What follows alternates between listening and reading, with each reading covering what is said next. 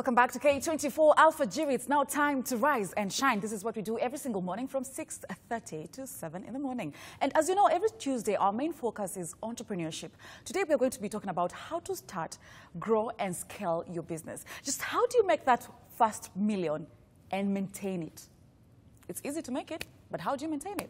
Well, joining me in this conversation is Dr. Charles Kinuthia, better known as Coach CK. Karibu sana to K24 Alpha Jury. Thank you so much. Tumefurahi sana. Absolutely. Yes, how was your flight to Kenya? Well, it was fantastic. Actually, I came just from Nigeria. I was doing similar, event. I've been in a tour right now. So yes. And speaking of which, you are a business coach, an entrepreneur, an educator, a speaker. I mean, you're a jack of all trades. Yes. How do you manage to do all that? Well, with your businesses as well. Yes, absolutely. So one of the things is, of course, you have to be disciplined and you have to have the right team around you. And that's why I'm able to do the things that I do, because I have the right team in place. Okay. Yes. And you have achieved a lot at your age. You have a lot of awards and accomplishments, including the Presidential Award of Global Human Rights. Yes. Yes, from the former president of the Republic of Ethiopia. Correct. Wow.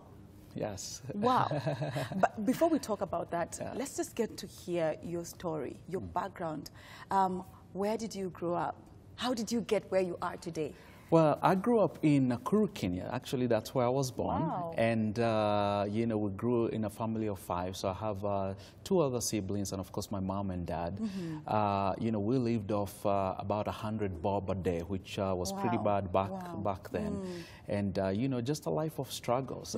So that's my background. And, but I was very driven at a very early age. Talk about entrepreneurship, which I didn't know back then it was entrepreneurship. But, I just had a dream that one day I'll become somebody, and I was persistent, I was resilient, and, over time I became the person that I am today. Absolutely. And, and I'm sure there's so many people who can relate to your story, but how did you go, how did you manage to go to school, surviving on 100 bob in a day, and how did you get your first job?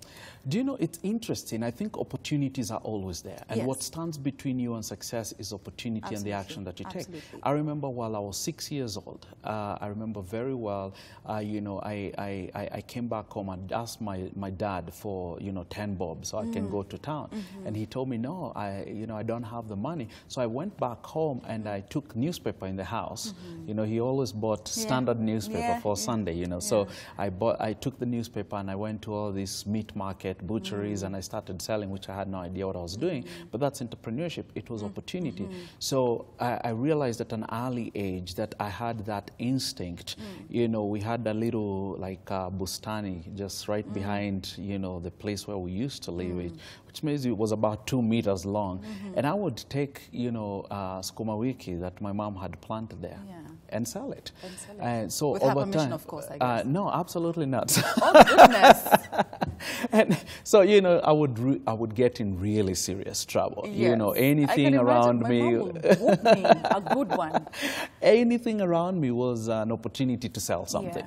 And so over time, I think she noticed that there was something inside of me. And so instead of discouraging me, she started encouraging me. And so, over time, real quick, what happened was, I did not, pass, Form 4. So I couldn't go to college. So I started staying around the house. And, of course, we couldn't even afford it either ways. Neither did I get called to a good school. And so I started going to a computer school, which my dad paid for. I went 3 days. I dropped out again. And when he found out, he because was... Because of fees or just because you were... it wasn't your thing? I think it wasn't for my thing. I just found myself in a very awkward situation. I'm going, somebody's telling me how to type, and I'm like, that's not for me. And I saw an opportunity, and that's why I'm going for. I saw an opportunity which had to do with cell phones. Cell phones at the time had become the thing in Kenya. They had started the new Alcatels, the big Motorola's. So I just saw an opportunity. I went for it, and all I needed to know was where those shops, where their distributors were, and I needed to find where the buyers are. So the day I found out those two, I went out there and started getting customers. So I started generating a little bit of revenue, and after some time, I said, let me look for a school. Believe it or not, that's... Wow, so you took yourself to school? Yes. All right. Yes, I took So myself. how did you end up in the States? I went to Europe first. I went to Finland, and that's the school that I'm referring to. I went to Finland. You know, life was so difficult for me there because of the weather. It was just a culture shock. I couldn't speak the language. So I moved down to Australia, started working my way out there, doing 3-4 cleaning jobs until, you know, I finally ended up in the United States. Okay. So I want you now to tell us about making your first million. Yes. How did that happen? Well, it's interesting because it has a lot to do with principles. Yeah. You understand these principles, you can be able to make your first million. Now, when I'm talking about million, I'll be in reference to $1 million, which is about 100 million Kenyan shillings. Yeah. Now, to make your first 100 million Kenyan shillings is actually 90% dependent on you and 10% dependent on a team that's around you. Contrary to actually what people believe. People think, you know, I have to get a whole lot of employees. I have to. Your first 100 million is 90% you. The only obstacle that you have to make your first 100 million is fear. A lot of people have so much fear. You know, what if I start and it doesn't work? What if, you know, people don't embrace my new business idea? You know, what if I go out there and I get rejected? So fear is the #1 obstacle for your first 100 million. Now, of course, the higher you go, there's other obstacles. #2, in making your first 100 million, it's really dependent on you learning what you're good at and delegating the rest. Entrepreneurs, we have a problem. We think we can do everything. Okay, by ourselves. I don't need anybody. I'm going to do everything by myself. But for you to make your first 100 million, you just need to have a great product or service. Now, and mind you, it has nothing to do with, you know, being inventive.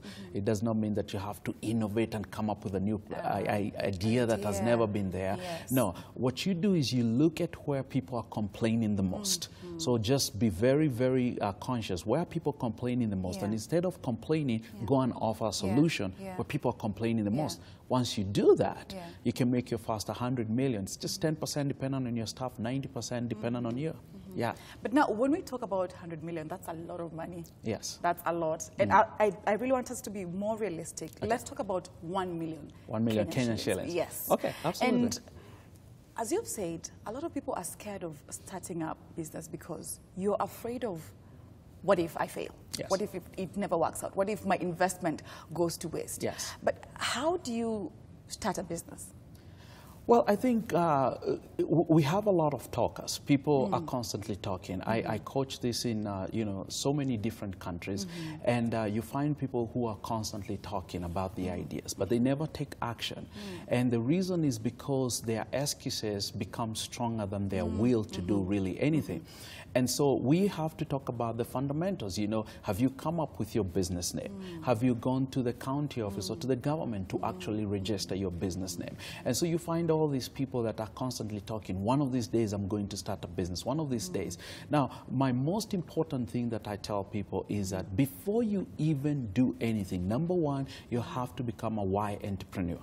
And a why entrepreneur is you need to ask yourself why. Why am I going into this business? Because if you're going into that business just to make money so you can have a bigger house and drive a better car, then you're starting the wrong way. That's not really the business that you want to be in. But if you want to be in business for transformational purposes and not transactional, again, we're in a society and a culture that we're so transactional. Everything is about, you know, give me some money, you know, let me just do a quick hit and run, sell, and go. But if you build your business around transformation there and ask yourself the question why, you can start business the right way. So again, we have to start from the fundamentals. You know, why do you want to be in this business? Why should somebody give you money? Why should customers come to you? That's the first thing that you have to ask yourself before you start a business. Why should people invest in your business? Yes, why should people invest in your business versus how am I going to get somebody to invest in my business, which that's what people are always running for. How can I get people to invest in me? No, no, no. Why should people invest in you? Yes. Okay. So you must ask yourself all those questions, then you must be able to answer them. Yes. All right. So how do you grow the business? Because you have set it up, but how do you grow it?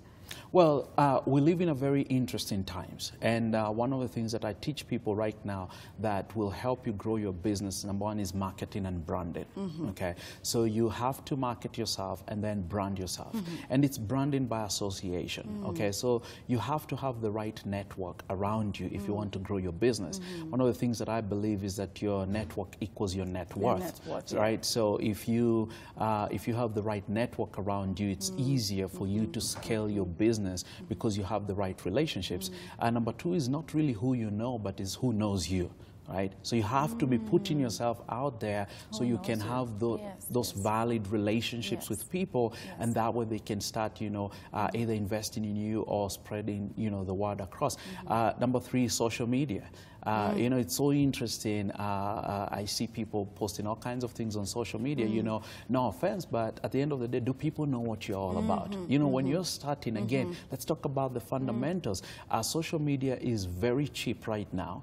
You know, for $100 you can actually, you know, advertise your business on social media. But guess what? A lot of people, they would rather share people's jokes and you know, a whole lot of shenanigans and, you know, but they'll never, you know, say what they're all about. I mean, so you go back and you see that it's all about mastering the fundamentals. Another thing in scaling your business, of course, is every 6 months come up with new products. People are tired of the old stuff. People are always looking for what's new, what can make, you know, make my life easier. It's all about convenience. You know, another thing is you know, if let's say you're in a sales business, if 100 calls makes you 2 clients, if I want to double that, I make 200 calls, I get 4 clients. So there's certainly something that you're doing in your business that's working, and what you need to do is do more of that thing. Then stop doing some things that you need to stop altogether in your business, start doing something new, and then of course minimize things that are not working. It's a very simple principle. The 4 rules of changing any business, doubling any business, they're the same across all platforms. Okay. So when you got into business, I'm sure there's some of the things that you did not know about, and you learned as time went by. What are some of these things? Well, the principle is, you know, you have to fire first, and then you come and aim later. I think we are taught ready, aim, fire. That's the old mantra. Right now is ready, fire, then aim. Because you have to come and start adjusting. The world is changing at a very rapid pace. Every 8 days, you have to be rethinking your business. What are some of the things that I learned? Number one, I learned about, you know, branding by association. Who are my brand ambassadors? Who are the people that are going out there talking about, you know, our business? For instance, I have right now 12 different companies in 8 different countries. So I have to understand the cultures in different places. How do they think like, you know? And so I made a whole lot of mistakes. But I'll say one of the biggest mistakes that I ever made was a people mistake. People mistake is really, you know, when you start hiring people because you know them, they're your friends, even though they're not competent. Even family. It's family. Yes. I think that was one of my worst mistakes in business. They stole from me. They made very critical major mistakes that landed us on major lawsuits. So I had to learn very quickly that it's not just about people, but is it the people who can fit in our company culture? Every business has a culture, either by default or by design. So for me, it was about getting now the right people who can fit into a company culture. Because it's not just about production. We're always looking for the top producing people, thinking that they're the best. Sometimes you can have top producing people that don't fit in your company culture. They will hurt your business. What you need is people who can produce high, but they understand your company culture. All right. Yes. People who have the same vision as you. Yes. And people who work with you, not work for you. Yes, absolutely. Okay, fantastic. So you make your first million. Yes. How long did it stay in the account? Well, you see, I was not taught about money growing up. That's one of the things. Yes. Yeah. Nobody taught me about money, and people, you know. So I went on spend. I mean, I just anything I could get my hands on. I'm a millionaire. I'm a millionaire now, and I quickly found out that $1 million is actually not a lot of money. Yeah. No, it's not. You know, I live in the United States, so by the time, you know, you are taxed on money like that, by the time you know, buy a nice property or buy a nice car, it's all gone. So I think that was one actually of my other lessons. The key is you need to have knowledge on the difference between spending and investing. Buying your automobile, not unless it's a taxi or an Uber, that's not an asset, that's a liability. And so, I went on a shopping spree, and then later on I had to come back and oops, it's all gone. So it's all gone. Yeah, now I need to become serious about life. All right. Do you think it's easy to maintain being a millionaire? Yes. Having that million in your account? Because I'm sure a lot of people, actually the younger generation, all they want is being millionaires. Yes. But is it easy, to maintain it? It's easy, and the reason is this. I came to find out it's not about becoming a millionaire. It's the person you're becoming in the process of becoming a millionaire. Right. If you learn from the process, then maintaining it is easier. Is when you don't learn, that's when you do some of the stupid mistakes that I did because I ignored all the lessons. It's not about the destination, it's about the journey. Yes. Oh, okay. Yeah. So, as we continue now with this discussion, the other thing that I'd like to know is, even as you opened different businesses, yes, did you have the same people with you? No. Actually, I quickly found out the people you start with are not the people you'll finish the race with. Okay. And, you constantly have to be out there searching for talent. Really, in any business, for anyone listening to this, I want you to know that there's really 4 things that you need to look at when hiring a team. Number 1, we talked about it, it's culture. Number 2 is competence. Number 3 is character. Do they have their character? And then number 4 is communication skills. So that's very important. Now, what I quickly found out is that you can train on communication and you can train on competence, but you cannot train them on character or even culture, right? So, no, I did not have the same team. We're constantly looking for talent. We have employees in different countries, so we're constantly in search of new talent. Okay, and I'm sure our viewers would like to know which areas you've ventured in business. So we have anything from real estate. We do a lot of real estate. We have a software firm. We have a tax business.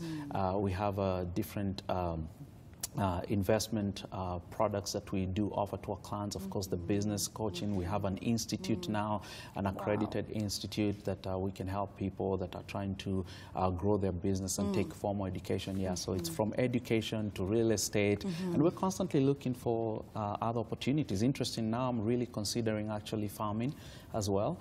Wow. Yeah, so. Wow.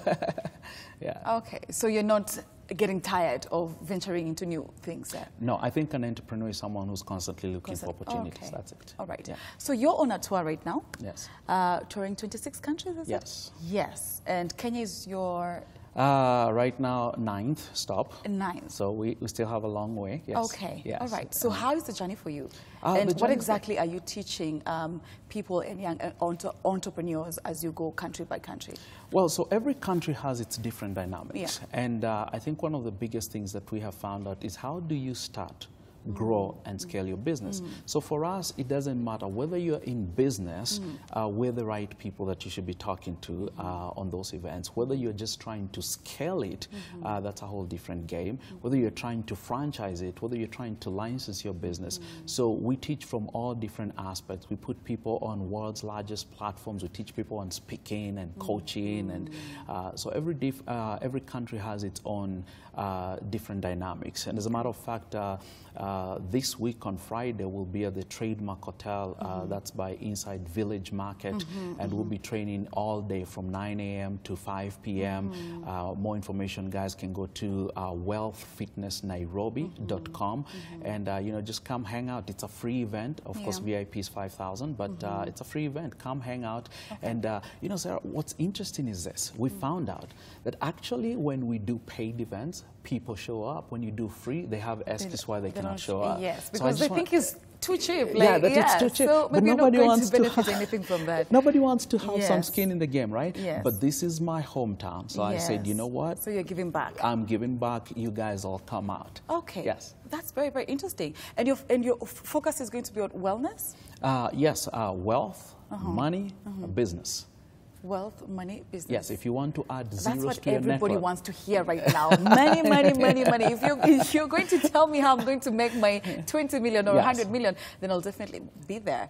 And we are not, we are not a multi-level marketing. We are not a betting place. I mean, this is strictly serious business. Okay. Yeah, so, I tell people, come to our events, dress professionally. It takes one person, one deal, one opportunity to change your life. So you don't know who's going to be in the room. So come ready to scale your business or start your business, whatever it is you're coming for. So it's all about networking, and you're giving people a platform and a chance, to meet and mingle. Yeah, meet and mingle as well. We're going to have some key people in there, but more so the lessons, they're life-changing, they're transforming. We've made different people multi-millionaires by just attending our seminars, so it's a place to be. Okay. Yes. Who's the one person that you look up to, even at your place right now?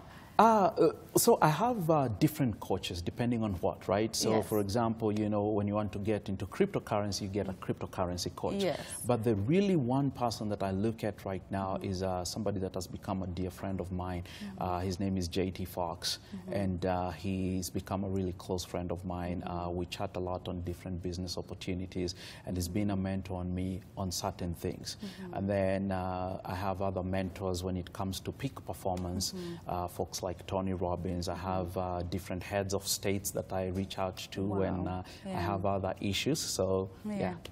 Okay, all right. And someone listening to you, they will think, okay, he has it all figured out. You have everything figured out. Do you think that you still make mistakes even right now? I make a whole lot of mistakes. Wow. If you have 50 good days in a year, you'll become very wealthy. Yeah. Okay, so the rest of the days is just bad days. Mistakes happening, someone screwed up big time, somebody lost a whole lot of money. So if you have 50 good days, you're really doing good in a year. So yes, we do make mistakes. And let me say something on that. I have not figured it out. Every single day I wake up every morning, absolutely. Every day I'm waking up in the morning and I'm asking myself, what else do we need to do different today? Because the world is changing so fast, and it's easy to become obsolete very quickly. So you're constantly asking yourself, what else do we need to do? What's different? How can we change? And by the way, a very important question that business owners should be asking, who right now is inventing something that's going to take you out of business? So, I'm a very optimistic person, but at the same time, I have that little fear that I'm constantly thinking, who's out there doing something that can really get us out of business? So, yes. So what makes you decide that this is my next move, like in terms of business and investment?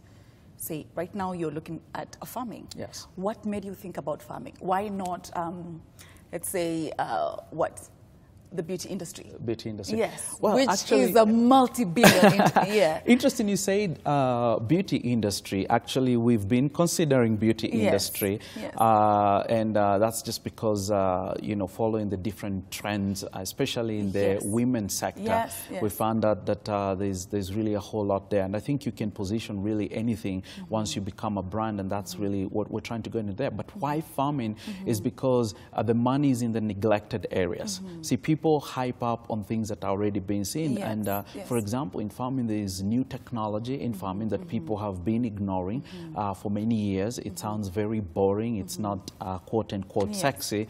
And that's where the money is, actually, in those very boring things. So you just kind of have to be out there searching. Okay, because the reason I asked that, it's because like most of us young people, when we're trying to get into business, sometimes you're just not sure, okay, so what is going to work? What is in right now? What is not in right now? So I just wanted to get like a rough idea of, okay, what do you have to consider before investing into something? I think you need to, first of all, get to know your numbers, right? So you have to decide what your financial target is. It's not really about the type of business, it's what you do with that business, right? So I think sometimes we procrastinate a lot. We're waiting for years and years, just thinking, what business am I going to get in? What's in? No, absolutely not. I want to go back to something I said earlier. Where are people complaining the most? That's the solution. Right there, that's what you need. That's the business right there. That's the opportunity that you need to jump in right there. And again, like I say all the times, you know, look at what unsuccessful people are doing. Unsuccessful people, observe them, watch them, study them, do the exact opposite. That's where success is. Oh, wow. Yeah. Wow. That's so powerful. So as we wind up, please just talk to our viewers back at home. Just give them tips and what to expect on Friday. All right. Well, if you're watching this, first and foremost, I want to tell you that there is hope. You know, one of the things that we have found out is that we live in a society, it's so negative. People are giving up all the time, and you got to have mental toughness. The journey is not going to be easy, and it's not meant to be easy. So you have to have mental toughness. Number two, you have to practice what we call optimization, which is really look around your life. What is it that's working? Do more of what's already working. Have relationships. Get a coach and get in there. No, what are we going to be teaching? We're going to be teaching on money, business, and wealth. The event is at the Trademark Hotel inside Village Market. It's a free event for general admission, and of course VIP seating is 5,000. When you come in as VIP, you get to mingle with the guests and so on. For more information, of course, you can go to wealthfitnessnairobi.com, and we're looking forward to seeing some of our viewers. Wealth Fitness Nairobi. Yes. Okay, and it starts at 8? It starts at 9 o'clock. 9 o'clock. Registration 8:30. All right. Yes. Thank you so much for coming Thanks through. so much, Sarah, we really do appreciate it. And yeah, if you want to know how to make that first million, if you want to know how to maintain it, if you want to know just how to make money in general, this is the event for you. You better be there. Thank you so much. And that's it for Rise and Shine. But as